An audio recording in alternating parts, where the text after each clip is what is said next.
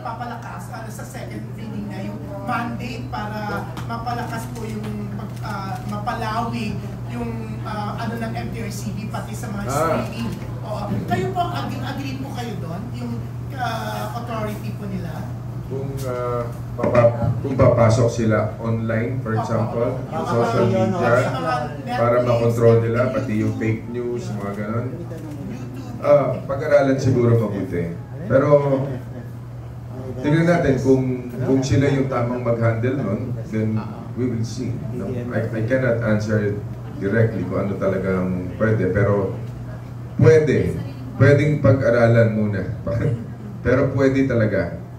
Kasi parang nangyari, nakafocus na ang MTRCB sa television and movies. Nakakapanood na tayo ng Netflix, nakakapanood ka na ng iba-iba, may mga YouTube, yung mga ino. So, para makontrol, di ba? Siyempre, ang tinitingnan din natin dito yung mga kabataan Mas malaya sila ngayon nakikita na. Wala tayong kamalay-malay, nasa cellphone lang na nakakapanood na sila ng X-rated. Di ba?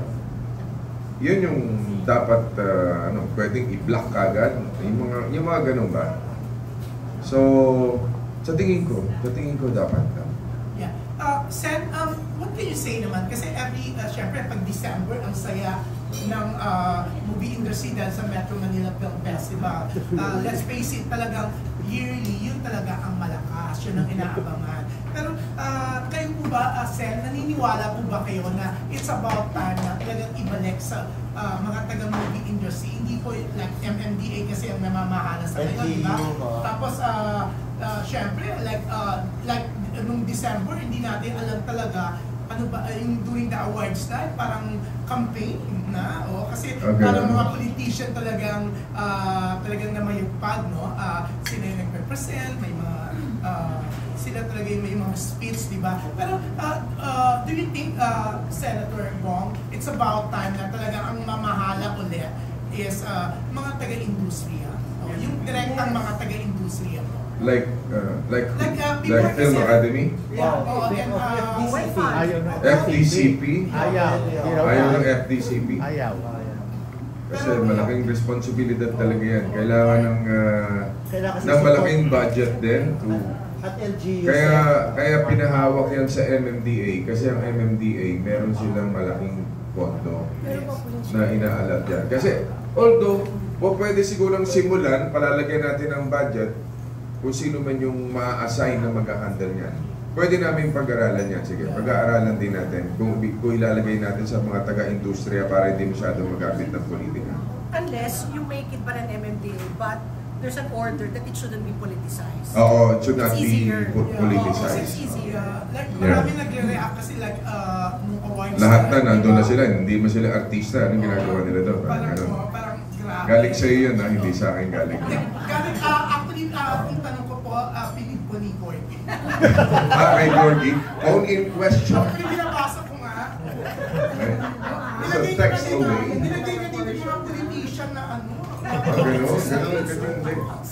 hindi ko na inisa-isa. Dati kasi, ang nagpapatakbo ng festival ay ng PMPPA, the Producers Association, the Association of Producers.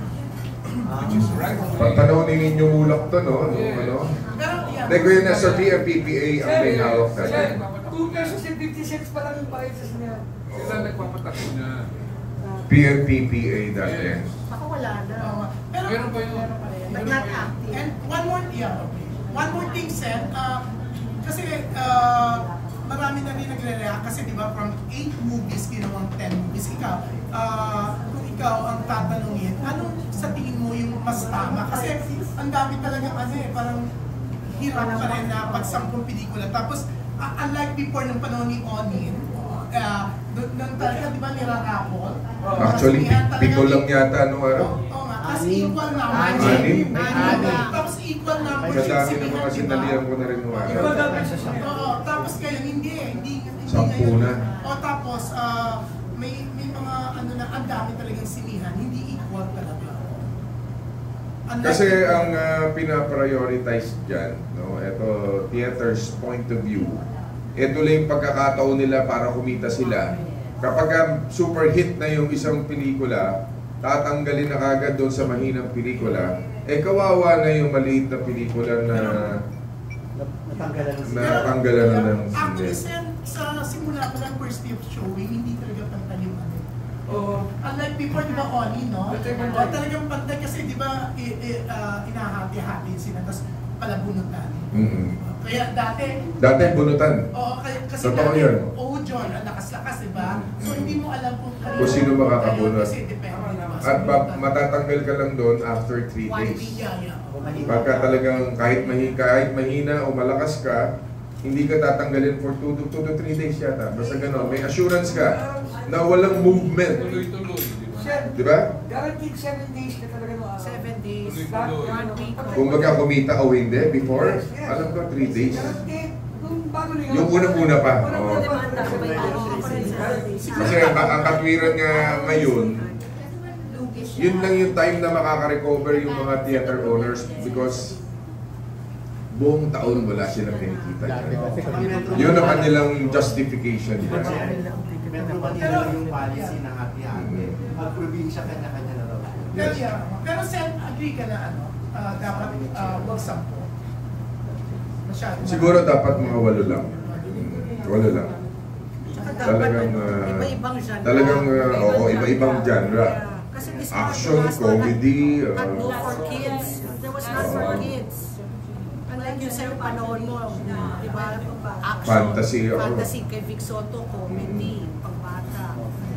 Okay yun. So yun, okay? Congratulations ha. Nakita, dumaan ka sa Paranaque. Yeah. Biglaan lang daw yun, pero super dinulog ka. Yeah. Iba daw talagang pupuntahan. Yeah. Hindi, ganun kami mag-motorcade. Hindi namin sinasabi kung saan pupunta. Surprise. Kasi marami na surprise, pero nagsuguran sa mga kalye ng Paranaque yung mga tao. Kasi kunento sa akin yung mga kaibigan ko sa Paranaque. Grabe, daming tao talagang. Sabi ko wala pa katapos ang tao dito. Grabe. Nakakatuwa. Nabigla daw sila, pero talagang dinulog ka, unannounced. So congrats, Sen. Thank you. Thank you, June. Next si Tessa and then si Jerry Olea. Yes, Sen, yes, sabi niyo nga po, marami na po kayo ngayon sa Senado na galing sa industriya. Kaya with your promise today na lahat po gagawin niyo this time, talagang hopeful naman po kami lahat na mangyayari yan. Every time we see you, we ask you for that help. Pero bilang isa po sa mga leaders din po ng industriya natin, kayo naman po, meron po ba kayong mahihiling naman sa industriya natin in terms of output na ginagawa natin? Siguro mga artista natin, meron po ba kayong nakikita na pwedeng gawin pang mas maganda ng industriya bilang payo po ng isa sa mga leaders natin? Well, what do you mean? Yung gagawin ng artista para sa? Hindi, yung kami naman po, yung output po ng pelikula naman. Ng pelikula? Opo. Kasi sabi nila minsan din daw kaya hindi napapanood. Hindi din. Yeah. For the producers and the... Well, as we can see naman, they're trying their best na makagawa ng mga quality movies. To compete talaga. Kasi hindi lang ang competition locally, not only in the Philippines, but they're also competing in other countries. So, kaya yun yung nakaka-proud naman sa mga ginagawa ng iba. At yung iba naman, nakikita natin talagang they're trying their best na mapaganda yung pelikula. So, siguro nga, ang kailangan talaga ay paano natin na may babalik yung sigla ng manonood sa sinihan. Dahil sa totoo lang, ang gaganda ng mga ginagawa nilang pelikula.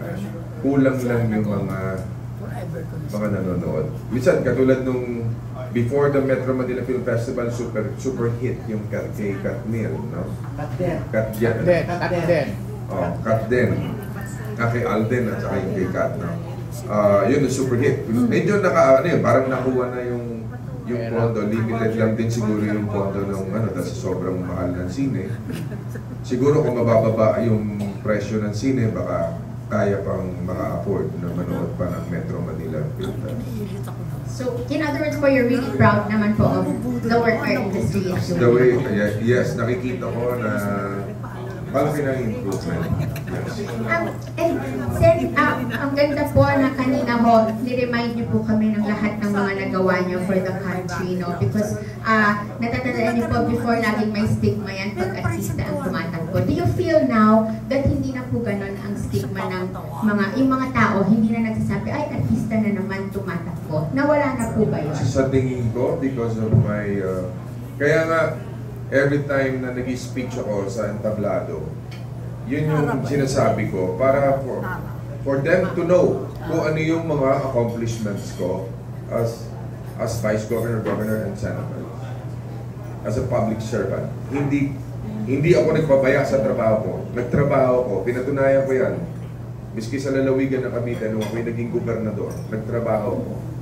So, ang masasabi ko lang, yung mga bumoto sa akin, simulat sa pool, yung mga lola at lola na hindi sila napahiya kay Bong Revilla dahil nag-perform siya.